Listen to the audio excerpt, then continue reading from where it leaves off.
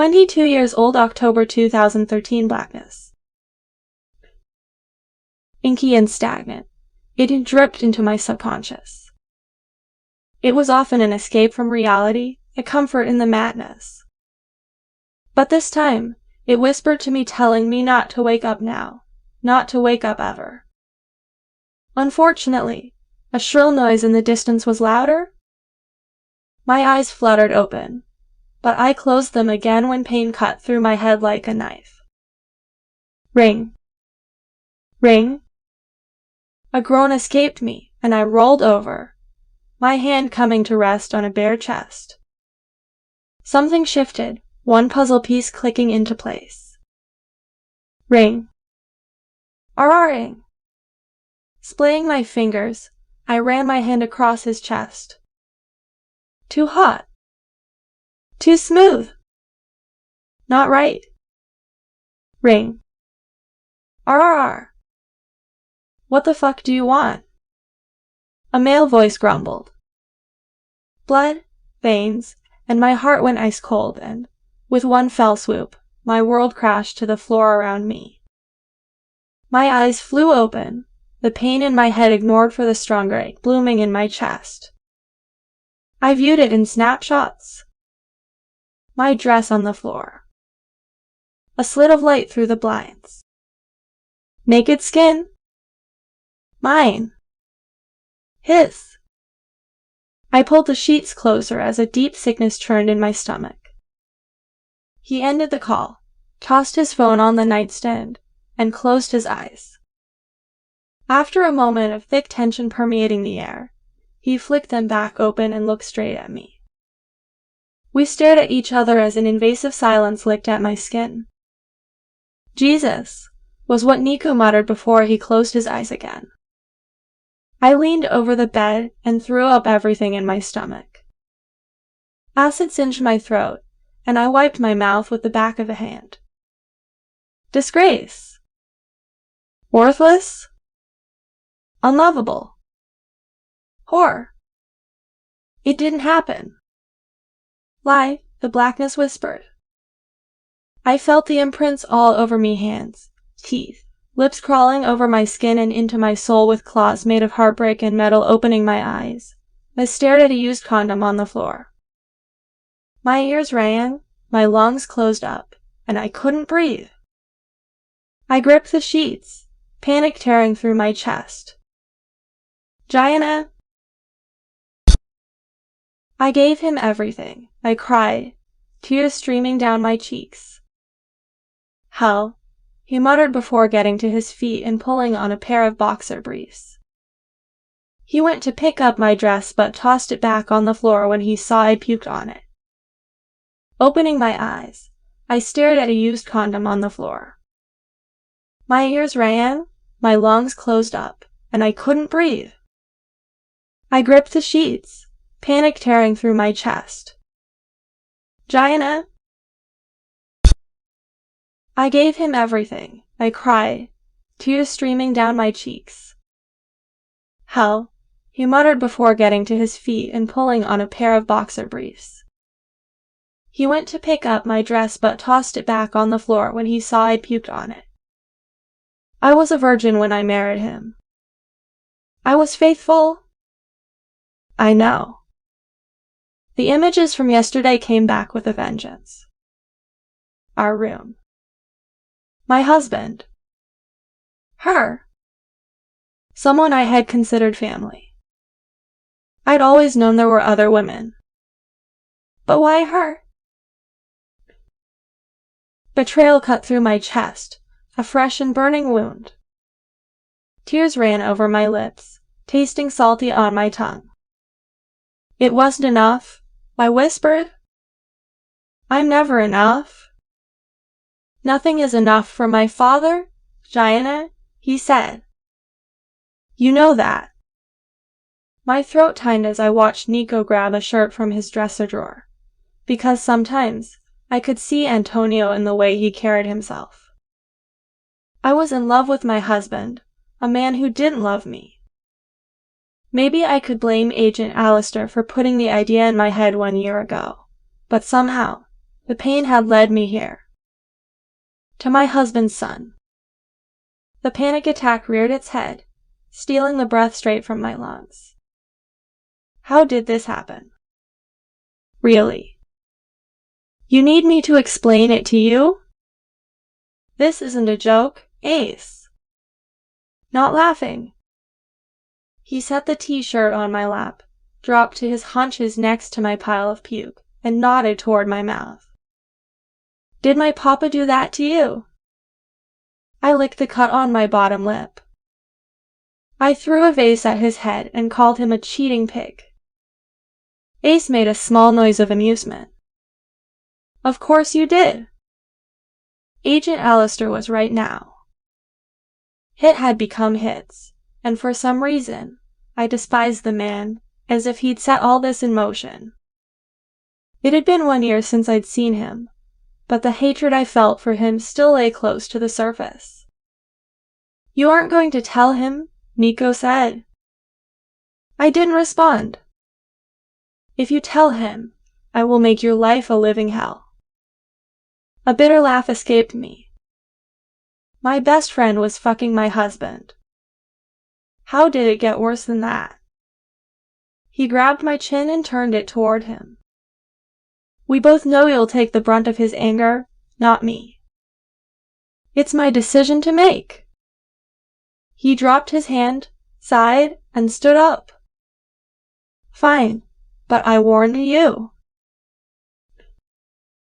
I won't feel sorry for you, either. I grabbed his t-shirt and slipped it on while he focused on digging through his nightstand drawer. Why, Ace? I whispered. How could you have let this happen? I knew why I had. I was a mess. Everything I did was wrong. But Nico, he always had his head on straight. He maintained control in every move he made. I was drunk, Gianna. Really fucking drunk. And, to be completely honest, I still am. He lit a cigarette, the glow of the cherry red and angry. When he opened the blinds and then the window, and light filled the room, another piece of the puzzle clicked into place. Streaks of red covered his hands and ran up his arms. Blood! I didn't know what it was like being a maiden man, but I'd lived around them long enough to know it wasn't easy, that sometimes the toll of it hit them all at once. You look like your papa. The words escaped me, soft, yet also so harsh in the sunlit room. The sins of the night never did sound so good in the day. He blew out a breath of smoke, his eyes lighting with a flicker of dry humor. Jesus! He shook his head. Is that what brought you here last night? Strobe lights. Dirty bathroom tile. Blow.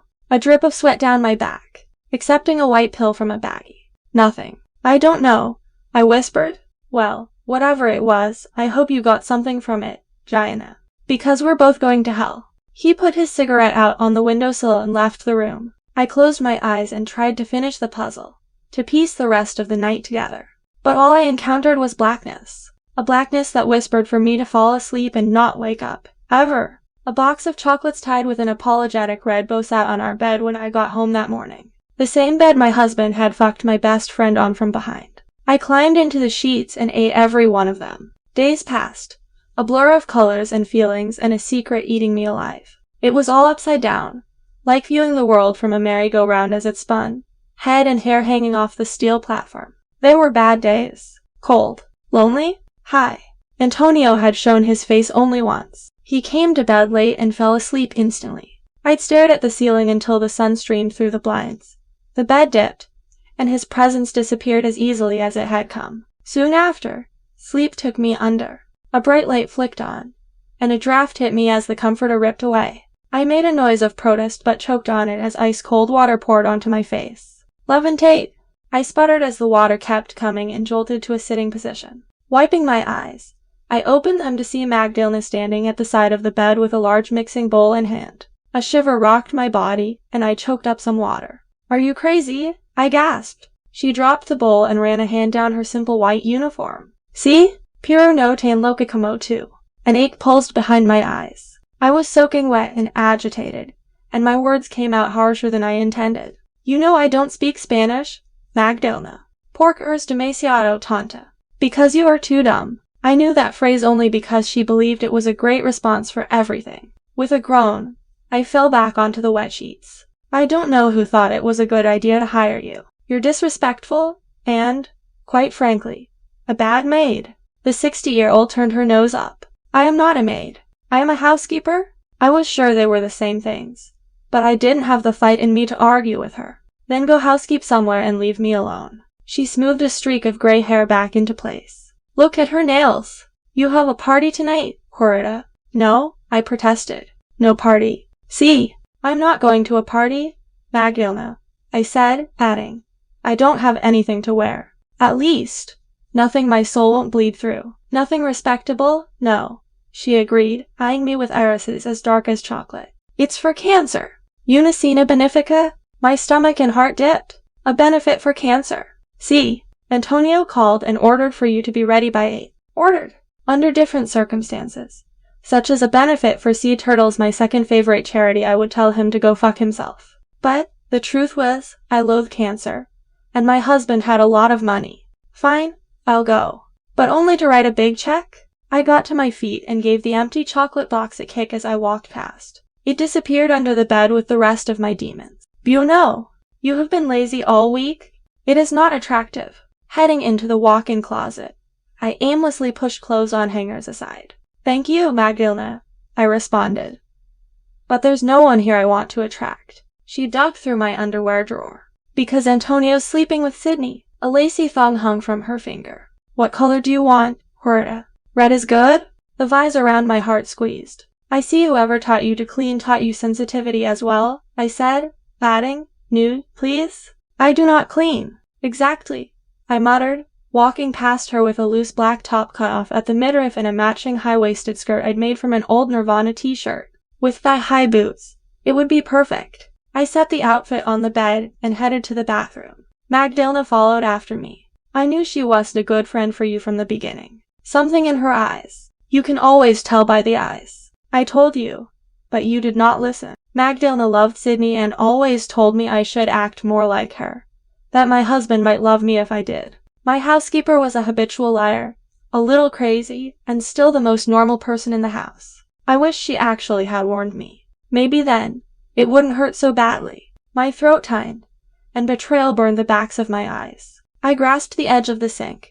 Yellow painted fingernails stark against the mess strewn across the counter. Dollar bills, the glint of a 9M, pink blush, a baggie, and a dusting of white powder. I stared blankly at my reflection in the mirror. Ashy blonde hair straight from a bottle dripped water down olive skin. I met my reflection's gaze, my soul staring back. You can always tell by the eyes. Magdalena turned the shower on. You stink of depression. Wash it away, and then I will do your hair. I stepped in the shower, and I washed it away. Boots clicking on the marble floor. I waded through floating silver trays carrying champagne flutes that glinted beneath romantic lights. A mini orchestra played in the corner of the ballroom. A low, easy beat allowing monotonous conversation to be heard above it.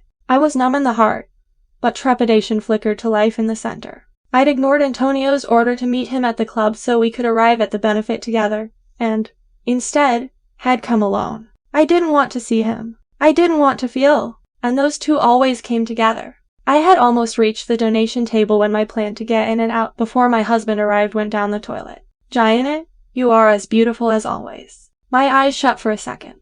I turned around, coy smile tugging at my lips. Aw, you're cute, too, Vincent? The 29-year-old and owner of this fine hotel laughed. Cute. What I've always aspired for. In acquiescence to not getting out of here soon. I grabbed a glass of champagne from a passing tray.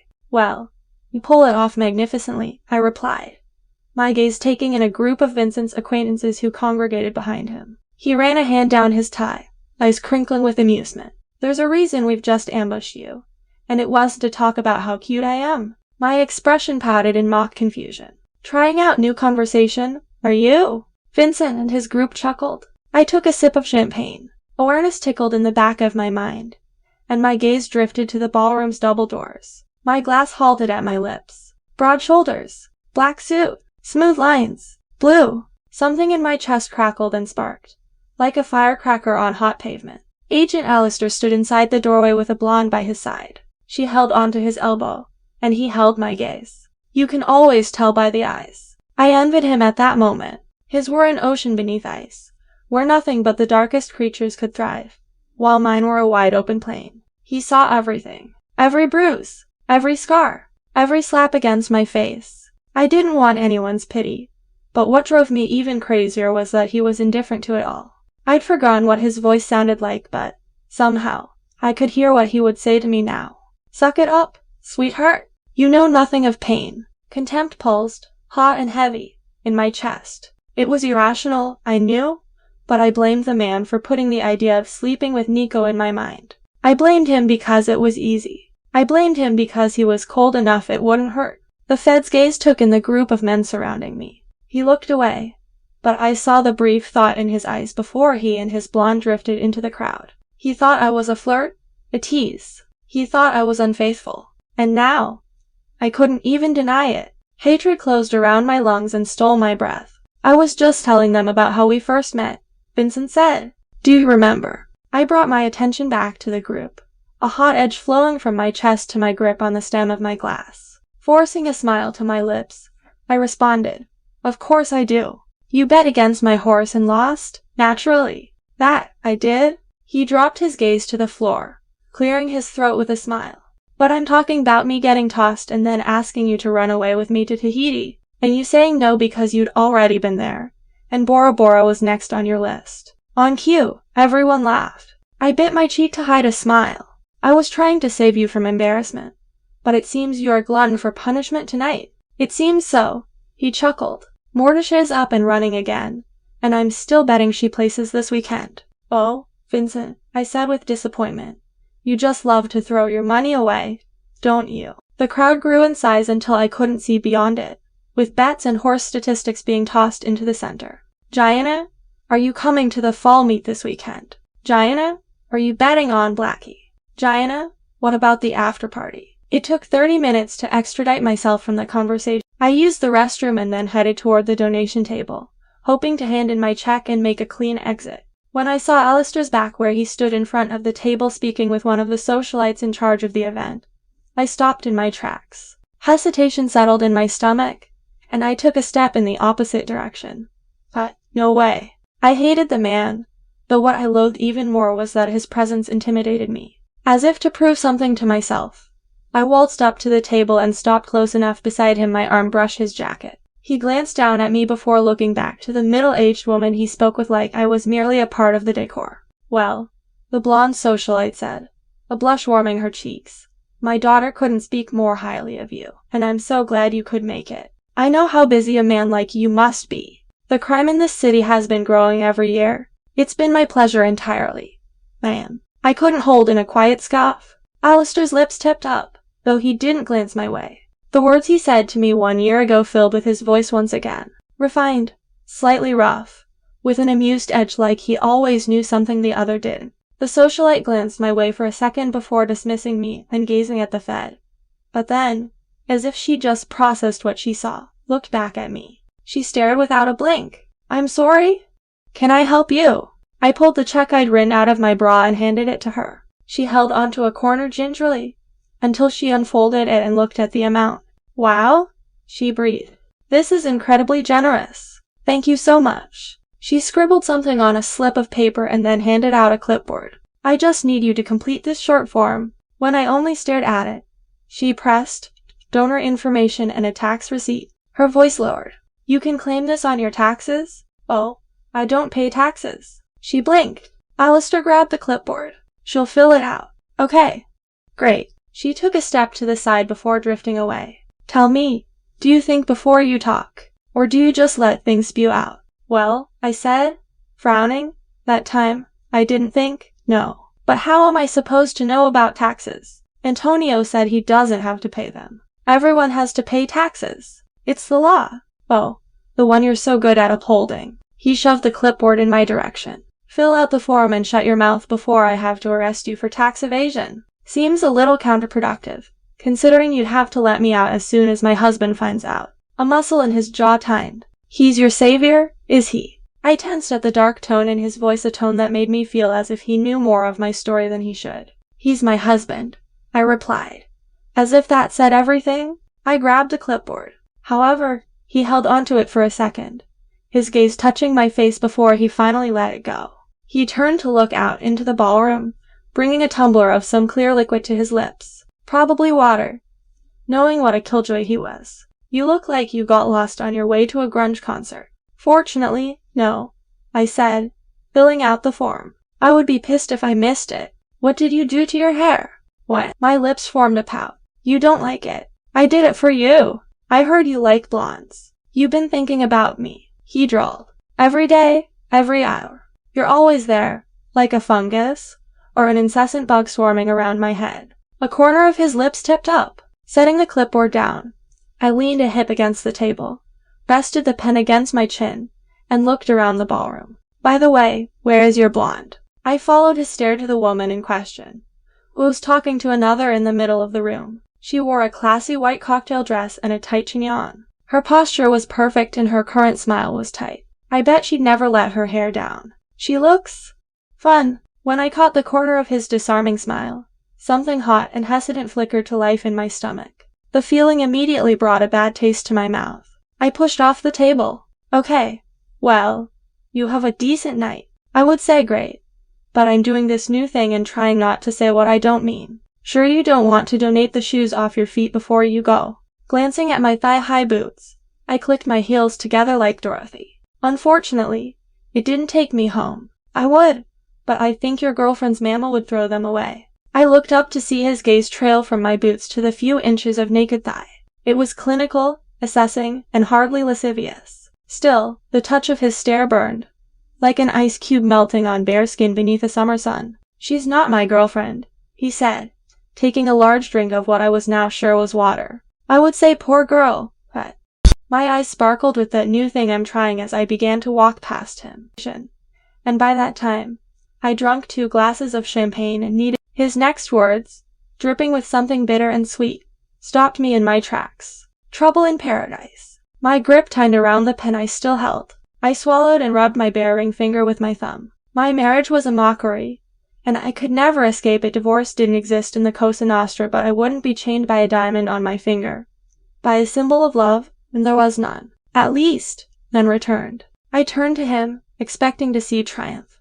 But as I met his gaze, my heart stilled before tugging in an unnatural way. There was something dark and genuine behind his eyes, and I didn't realize until later that he was letting me see it. The steady drip, drip, drip of blood. The clanks of metal and fire that forged him. He was up to his neck in blood. I wondered if, even then, beneath his fake gentleman persona, his black suit and white shirt, he was covered in it. What have you sacrificed to stand here today? The thought escaped me, pushed from my lips by an invisible force. Your soul? I stepped closer, inches away, until his presence brushed my bare skin, running the tip of the pen across his palm by his side. I whispered, just how much blood is on these hands? He ran his tongue across his teeth, flicking his gaze to the side before bringing it back to me. Bottomless. Blue. My heart beat heavy, because I bottomless. Blue. My heart beat heavy, because I knew if I stared too long I'd be trapped beneath ice. Someday, I breathed, tilting my head. It's going to catch up with you. His gaze narrowed in distaste as it fell to the pen I'd been between my teeth. It took only a second to connect the dots. Germs? Most likely. I licked the end of the pen like a lollipop, tucked it into his front jacket pocket, and gave his chest a pat. Have a lousy night, Allister? Taking a step to leave, I realized how parched his stare had made me. I stepped backward, grabbed the glass from his hand, and downed the contents. I choked. Vodka. The burn in my throat drifted to my chest as I headed toward the exit. Just as I pushed the door open and cool October air enveloped me, I came face to face with a familiar set of eyes. Going somewhere? I tensed and tried to step around him, but my husband's hand found my own and stopped me. Let me go? I gritted. Antonio pulled me closer, wrapping an arm around my waist like we were the most normal couple in the world. As if there wasn't a 25-year age gap between us. As if he'd wooed me instead of having signed a contract for me. And, most importantly, as if he hadn't cheated on me and then tried to apologize with a box of fucking chocolates. I struggled, but his hold only grew tighter. "Make a scene, Gianna?" he warned. Antonio was like his son, only wrapped in pain and delivered with a side of righteousness, even as the cross around his neck singed a hole through his skin. After 2 years of marriage, I didn't believe he could even feel sympathy, and I knew it was how he'd climbed the ladder to be one of the most feared men in the United States. As for why he was revered, well, when Antonio was warm, he was like the sun. Everyone wanted his attention because, when he gave it, it was absolute, as though you were the only one who had ever mattered. Regardless of the heartache he'd caused me, the walls I put up and some I still maintained, I wasn't a match. Now, I had to figure out how to give up the sun. "I really don't like waiting around for you.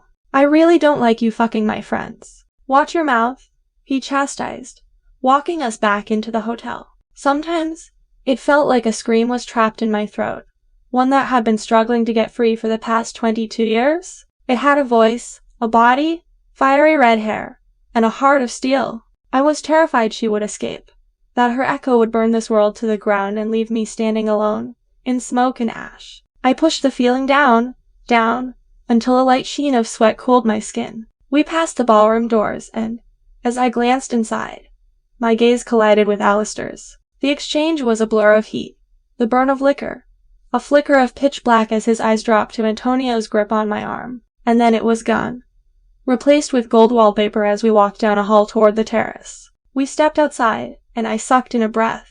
The night was cold and dark, but instead of rubbing my arms for warmth, I let the icy breeze bite into my skin. Maybe I was a masochist, or maybe pain was one of the only things that made me feel alive.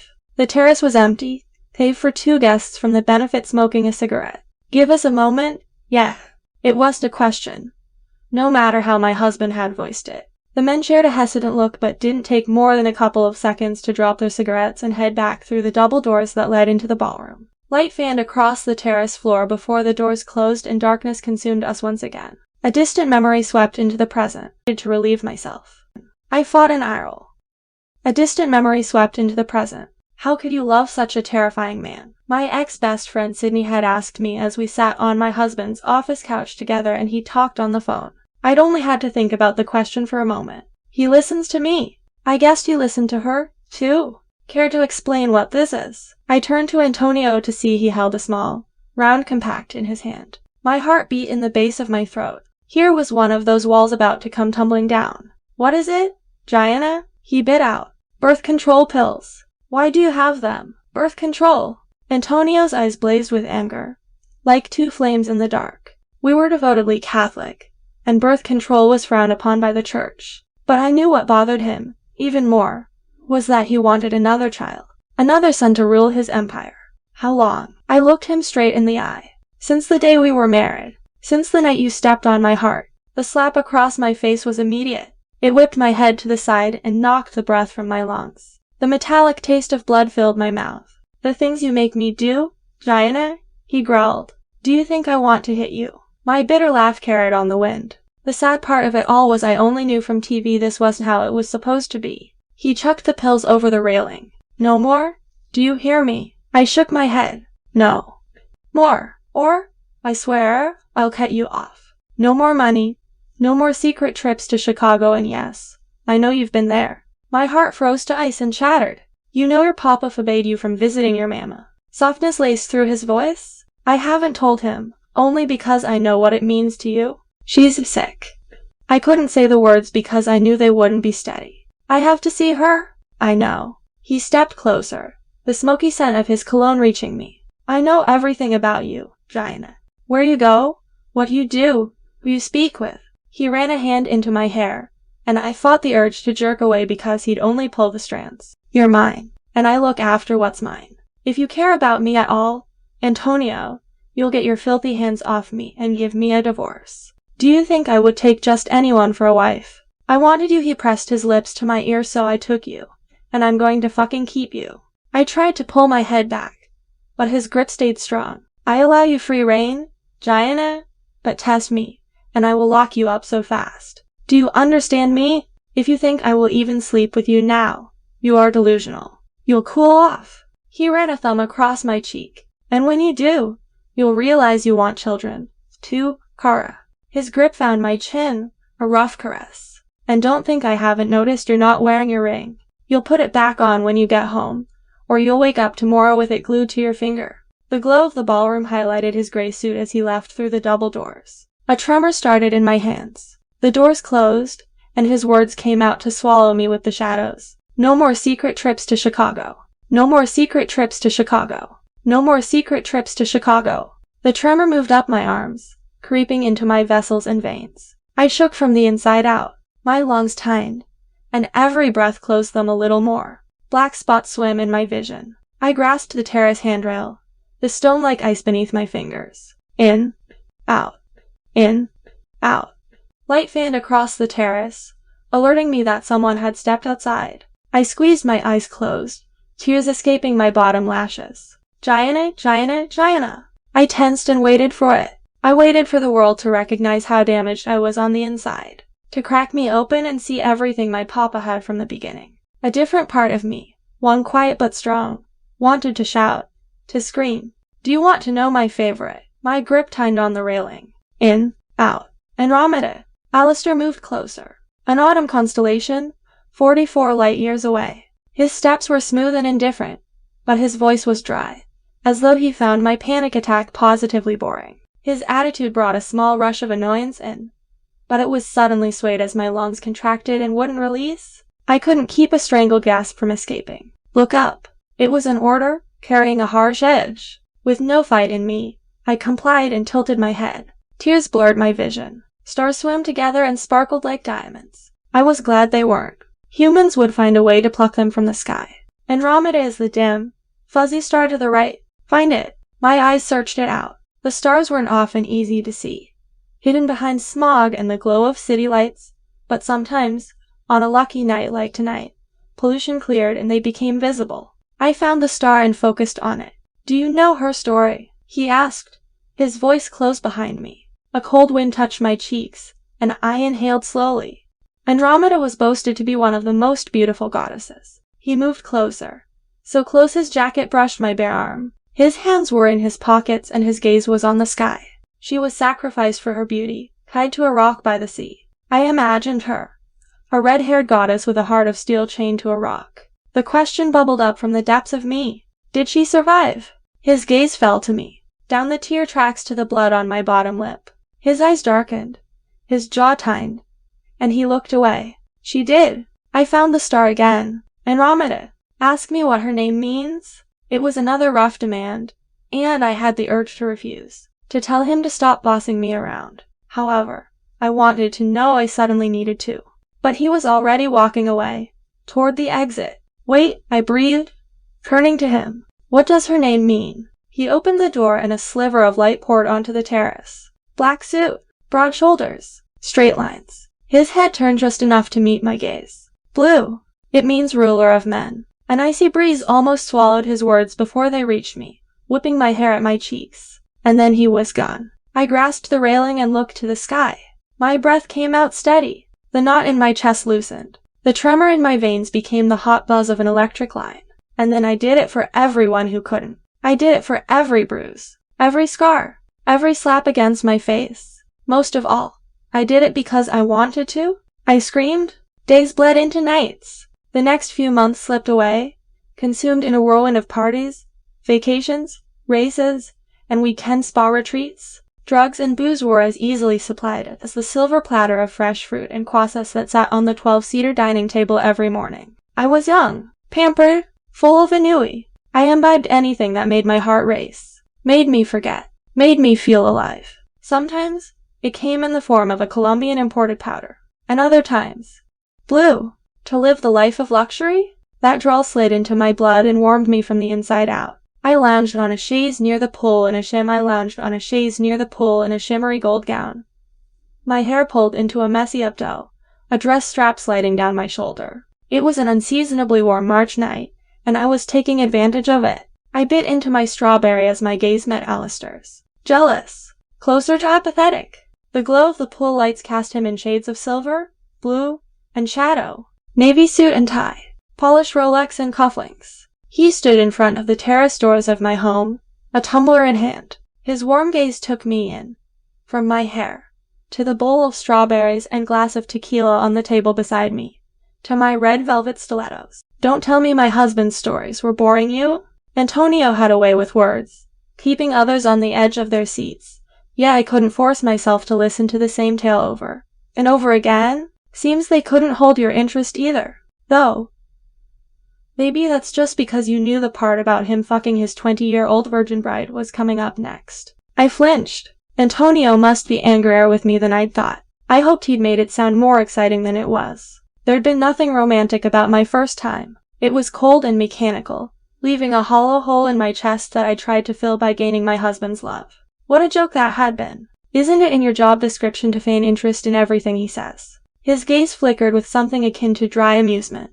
Though he didn't respond. He stepped onto the terrace, tension outlining his shoulders. I couldn't help but think he was weighing his options, and it seemed he would rather tolerate my presence than go back inside. Did his crassness offend your tender sensibilities? I asked. Not exactly. His eyes came my way, filled to the brim with cold fury. It dimmed to something warmer as his gaze slid down my neck and bare shoulder. I shook off a shiver. Will you avenge my honor, officer? Not sure I see a point when you don't have much left. I pouted. And just when I was beginning to think you cared. Don't hold your breath, sweetheart. Strawberry. When he looked at the fruit in my hand like it was offensive, I sighed, then bit off the tip and licked the juice from my lips. His gaze followed the motion, warmer and heavier than the swipe of my tongue. Why do you dislike my husband so much? Yes. Why? I froze at the sound of Antonio's voice. Allister looked positively unmoved that my husband had heard me, not even turning around to grace his employer with his attention nor deigning to answer the question. Antonio never cared when I spoke with men, but I was sure how he would react to me being alone with one of his employees. What are you two talking about? Mythology? I said in a bored tone. Greek. Ah, my favorite kind. Allister took a drink, watching the pool. He looked as apathetic as he claimed to be earlier, but something else wove through. He was too apathetic. A shadow of something dark passing by below ice. I should have known I'd find you here, being lazy by the pool. Yes, well, one can only tolerate the same story 5 times. Though, I've heard you mixed it up tonight. Antonio chuckled, reaching my chaise and running a hand around the back of my neck. Don't be mad, Cur. It was a tasteful story, I promise. His eyes coasted to Allister, hardening from amusement to jagged steel. It's not like I told them you bled all over my cock. I cringed. The tension was so stifling I could hardly breathe. It settled in the air like late summer humidity, filling my lungs and touching my skin. I downed my glass of tequila, biting down on it. The liquor burned away the humiliation in my throat. My husband was angry at me for a multitude of reasons. But whatever this was for my benefit. The two men weren't even looking at each other. But nobody could miss the tightly leashed venom between them. Your friends miss you. Antonio's grasp on my neck tightened enough for me to understand the warning. Don't be long. He disappeared inside. Malevolence danced in the air, refusing to depart. My gaze drifted to Allister. Apathetic, but underlined with something so very scary. A quiet, uncomfortable laugh escaped me. It would seem my husband doesn't like you either. I swallowed. Aren't you afraid he'll find some other dirty fed to work with? His gaze said he was not afraid in any way. I'd never seen someone act so unenthusiastic to my husband's face, let alone one of his employees. It seemed Allister wasn't buying what Antonio was selling like everyone else did. It was refreshing, and the first thing I truly liked about the man. The tension in the air was still so thick I would grow lightheaded if I didn't clear it. No date tonight? No. What happened to? I briefly flew through the list of blondes he'd paraded around, coming up with the name of the last one. Portia? Monotony. But you were perfect for each other. I sighed, like I was seriously put out. Both gorgeous, composed, unfeeling. What if she was the one and you tossed her aside without giving her a real chance? His gaze, so unimpressed with anything coming out of my mouth, touched me. I didn't know you had such an investment in my relationships. I got to my feet, pulling the pins out of my hair as I made my way toward him. The long strands tumbled down my back. His body tensed as the click of my heels moved closer. But he didn't look at me until I stood in front of him. Have you ever thought that maybe you're the problem? I took the tumbler from his hand and stole a sip. The vodka in his glass always tasted better than any other. I'm guessing you're going to enlighten me. He took his glass back. He would always turn it to drink from a different spot other than where my lips had touched, But tonight, he drank straight from where my pink lipstick left a mark. It sent a strange rush of heat to my stomach. I swallowed. A woman likes some passion and spontaneity in her life. You, officer, need to loosen up. Should I fuck other women in her bed? Spontaneous enough, you think? God, he just had to know about Sydney. I sighed. I wanted to put a chink in that ice he wore like armor. Stepping closer, I ran a finger across his jawline, my voice soft. You have such a handsome face. Does it get you everything you want? Almost. There was something so significant about that single word it put a hitch in my breath. I let my finger fall from his face with a light scrape of my stiletto-shaped nail. One look from you, and women swoon at your feet. He was growing annoyed with me. Yet here you stand. I laughed lightly. I have no interest in men, even ones as handsome as you. Because you're married. Because I'm jaded? His eyes narrowed. You're drunk. My gaze filled with mischief when I slipped my thin dress strap off my shoulder. And you never are. Don't you ever live on the edge, officer? Just let yourself have whatever you want. The air pulsed like it had a heartbeat as I pushed the shimmering material over my hips, letting my gown fall to my feet. Chink! He didn't look away from my face, though the urge was there, shifting like a breeze heading in the wrong direction. I stood inches in front of him, in a red bra and panties, with an entire party and my husband just beyond a set of double doors. His response was simple and exactly what I'd expected from the straight-laced Fed. Yet it still found the heat to brush my back as I made my way to the pool. No. I looked over my shoulder. Then how do you ever feel alive? A smile touched my lips as I dove into the water. Because his gaze had slid down the curves of my body, and it was the furthest thing from cold I'd ever felt. His disinterest? Answer me. No, I gritted.